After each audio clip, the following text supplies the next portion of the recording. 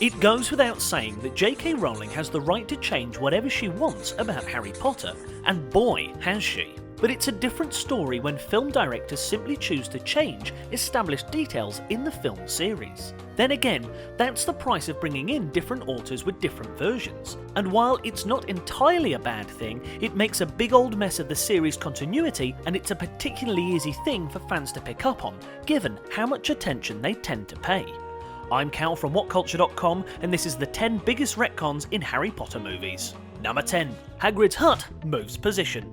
If you pay close enough attention to the early Harry Potter films, you'll believe that one of Hagrid's only magical powers is the ability to teleport his house and change what it looks like without anyone seeming to notice. In the first two films, Hagrid's hut is only one room and is close to the entrance to the bell towers and greenhouses. But in The Prisoner of Azkaban, it magically doubles in size and moves down a hill from the also new stone sundial, with its brand new pumpkin patch.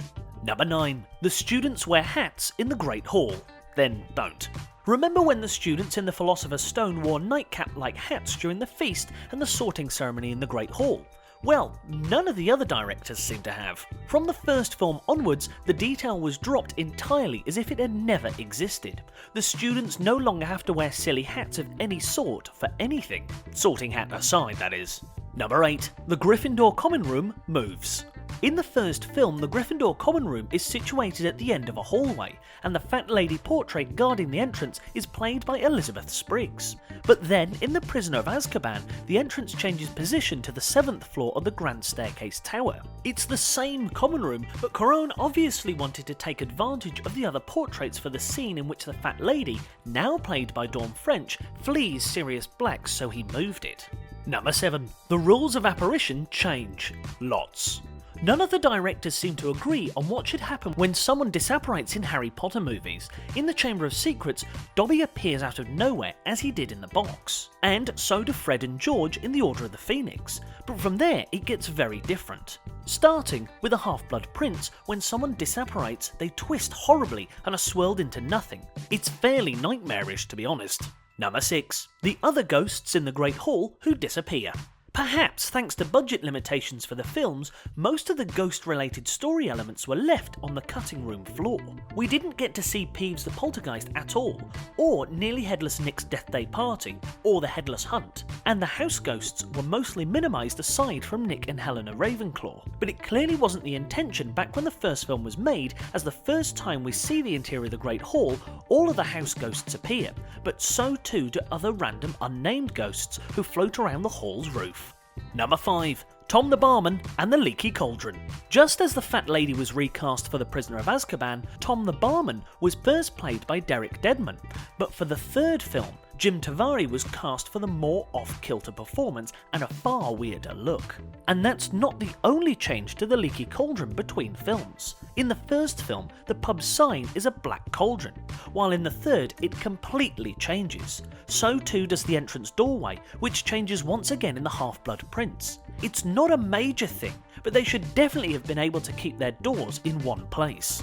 Number 4. The magical moving Whomping Willow. In a similar vein as Hagrid's hut moving for The Prisoner of Azkaban, the Whomping Willow changes position too. It moves from the training grounds within the Hogwarts grounds in its first appearance to a large distance away from the castle on some craggy land in The Prisoner of Azkaban.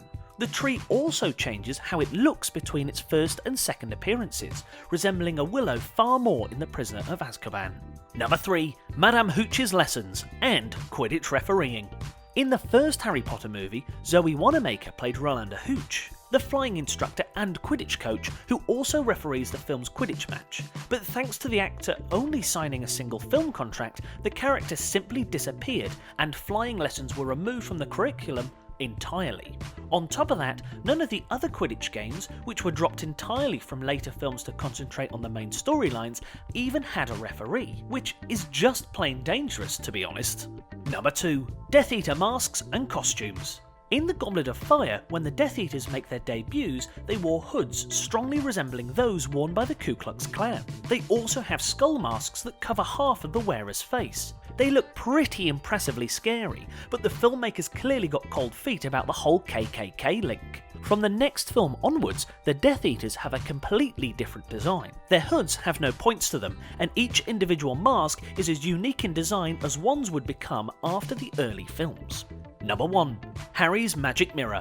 When the books introduced Harry Potter's magic mirror as a means for Harry to communicate unknowingly with Aberforth Dumbledore, they introduced a cast-iron plot point that was necessary for the resolution of Harry's story. Without that, Harry wouldn't have been rescued by Dobby from the Malfoys' mansion. Unfortunately, the Order of the Phoenix adaptation left the mirror out completely, with the director for some reason deeming it not important enough. If only they had asked J.K. Rowling. So when it came time for the mirror to be important in the Deathly Hallows, the film simply decided that Sirius had given Harry the mirror at some point in the past. Which other Harry Potter movie retcons belong on this list? Share your finds below in the comments thread, and don't forget to like, share and subscribe.